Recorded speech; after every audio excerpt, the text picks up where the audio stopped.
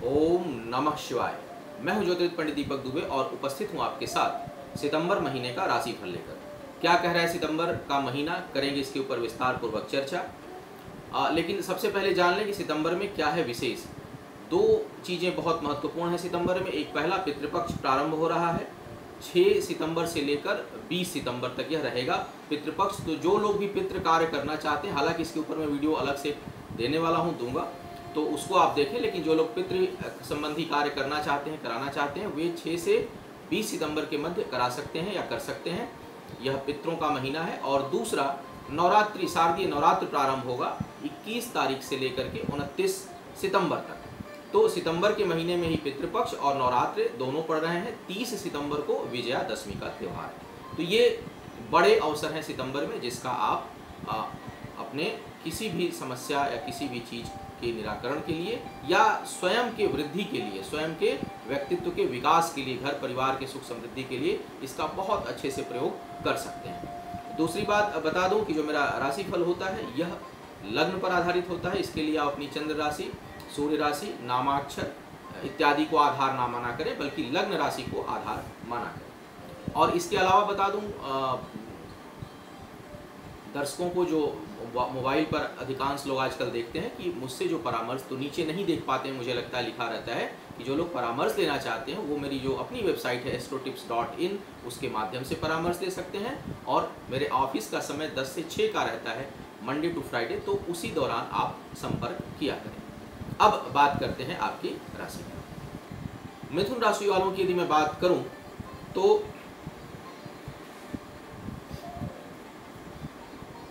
इस महीने एक बहुत अच्छे सलाहकार की भूमिका आप निभा सकते हैं। बड़ा निष्पक्ष सलाह, दूर तक देख के सलाह, क्योंकि आपका इस समय लॉजिकल और एनालिटिकल दोनों ही जो माइंड है वो बहुत ही तेज काम करेगा, बहुत अच्छा काम करेगा। अब कुंडली में ही कोई बुध या शुक्र खराब हो या जो है वह पंचमेश की स्थिति खराब हो तो मैं नहीं कह सकता, लेकिन जिनकी कुंडली बेहतर है उनके लिए ये महीना बौद्धिक क्षमताओं से भरा हुआ है। बहुत अच्छा सलाह आप दे सकते हैं और अपने कार्यों में भी उसका बहुत अच्छा प्रयोग कर सकते हैं। बहुत से लोगों के लिए, जो अब कई बार मैं देखता हूं कि आता है कि मेरी तो नौकरी ही नहीं है तो छूटेगी क्या, ऐसी बात, जो जिसके योग्य है, जहां लागू होने लायक है वहीं लागू होगा।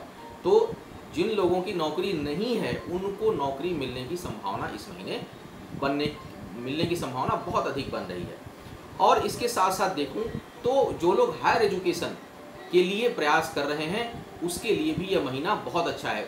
उच्च शिक्षा प्राप्ति के लिए बहुत अच्छा महीना है, क्योंकि बौद्धिक क्षमता भी बेहतर है और अपॉर्चुनिटी भी मिलेगी। तो किसी कारण से यदि आप किसी हायर एजुकेशन के लिए प्रयास कर रहे हैं, अपनी शिक्षा को और बढ़ाना चाहते हैं, उसके लिए भी यह उपयुक्त महीना है, उसका आप लाभ उठाएं। रोग और कर्ज में कमी होगी। कोई पहले से चला आ रहा कोई शारीरिक कष्ट है, कोई व्याधि है, कोई रोग है, तो वह इस समय कम होगा उसका प्रभाव, या बहुत से लोगों को उससे मुक्ति मिल जाएगी। उसी प्रकार से कर्ज यदि चल रहा है तो उसको चुकाने का अवसर मिलेगा, आपकी इनकम कुछ बढ़ेगी, आपके साथ ऐसी स्थिति या खर्चे कुछ ऐसे कम होंगे जिसके कारण आप कोई कर्ज जिन लोगों के ऊपर है वो उसे चुका पाएंगे, उसको कम कर पाएंगे।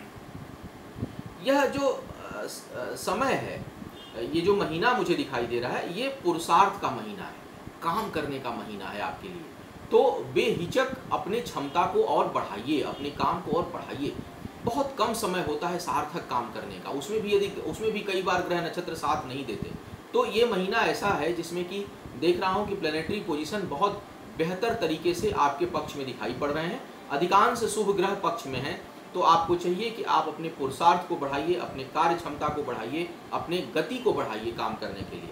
क्रोध की अधिकता रहेगी तो थोड़े अपने क्रोध पर जो है वह नियंत्रण रखिए, अपने एग्रेशन पर थोड़ा नियंत्रण रखिए। क्रोध कभी भी अच्छा नहीं है। क्रोध यदा कदा छोड़ दिया जाए, कोई बहुत विषम परिस्थिति छोड़ दिया जाए तो क्रोध की सलाह हला आ जाता है, कभी कभी मुझे भी आ जाता है। तो मैं समझ सकता हूँ कि एक गृहस्थ जीवन में, लेकिन कहते हैं कि बार बार प्रयास किया जाए, किसी बात को बार बार कहा जाए तो उसका प्रभाव पड़ता है। मैं देखता हूँ आप लोगों के मैसेजेस आते हैं कि आपकी बातें सुन सुनकर मैंने बहुत परिवर्तन किया। तो इसीलिए मैं हमेशा एक बात रिपीट करता रहता हूँ कि सुनते रहेंगे तो शायद आप जो है वह उसको नियंत्रित कर पाएंगे। तो थोड़ा क्रोध को नियंत्रित करिएगा, क्रोध पर नियंत्रण रखेंगे तो सफलता और अच्छी मिलेगी, चीज़ों को और अच्छे से देख पाएंगे, क्योंकि क्रोध और प्रेम दोनों अंधा कर देता है आदमी को।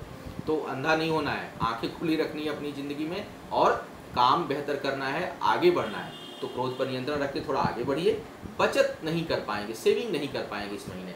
इनकम के लिए तो अच्छा महीना है, आय होगी आपकी, लेकिन सेविंग में कठिनाई है, यानी खर्च भी खूब रहेगा। सीधा सीधा यदि बोलूँ तो सेविंग करने में कठिनाई दिखाई दे रही है। भाई बहनों को सुख मिलेगा, भाई बहनों की तरक्की होगी, भाई बहनों के लिए उन्नति का महीना है आपके। तो कुल मिलाकर यदि मैं देखूं तो यह जो महीना है वह सेविंग को छोड़ दूं और क्रोध के पक्ष को छोड़ दूं तो यह महीना बहुत रिजल्ट ओरिएंटेड है और बड़ा पॉजिटिव महीना है। इस अच्छे महीने का आप लाभ उठाइए। भगवान शिव की कृपा बनी रहे, आपके जीवन में आयु, आरोग्य और ऐश्वर्य की वृद्धि हो। इन्हीं शुभकामनाओं के साथ आपसे विदा लूंगा। पुनः मुलाकात होगी किसी नए विषय पर। तब तक के लिए मुझे आज्ञा दें। ओम नमः।